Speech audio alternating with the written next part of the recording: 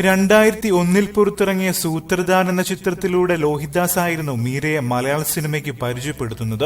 വളരെ കുറച്ചു സിനിമകളിൽ മാത്രമേ താരം അഭിനയിച്ചിട്ടുള്ളൂവെങ്കിലും മലയാളികൾക്ക് ഇന്നും പ്രിയപ്പെട്ട താരങ്ങളിൽ ഒരാളാണ് മീര ജാസ്മിൻ. കഴിവുകൊണ്ട് വെള്ളിത്തിരയിൽ തിളങ്ങി നിന്നെങ്കിലും മീര ജാസ്മിനെ കാത്തുനിന്നത് പലതരം വിവാദങ്ങളായിരുന്നു. ഇതോടെ കരിയർ പാതി ഉപേക്ഷിച്ച നടി വിവാഹത്തോടെ സിനിമയിൽ നിന്നും പൂർണ്ണമായും അപ്രത്യക്ഷയായി.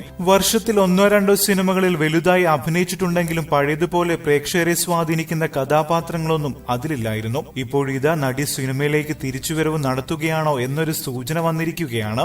സംവിധായകനും തിരക്കഥാകൃത്തുമായ അരുൺ ഗോപിയാണ് മീര ജാസ്മിനൊപ്പമുള്ള ഏറ്റവും പുതിയ ചിത്രങ്ങൾ പുറത്തുവിട്ടിരിക്കുന്നത്. നമ്മുടെ ആത്മാർത്ഥ സുഹൃത്തുക്കൾക്കൊപ്പം സമയം ചിലവിടുന്നതാണ് ജീവിതത്തിലെ ഏറ്റവും നല്ല കാര്യമെന്ന് പറഞ്ഞാണ് സോഷ്യൽ മീഡിയ പേജിലൂടെ മീരയ്ക്കൊപ്പമുള്ള ചിത്രം അരുൺ ഗോപി പങ്കുവച്ചത്.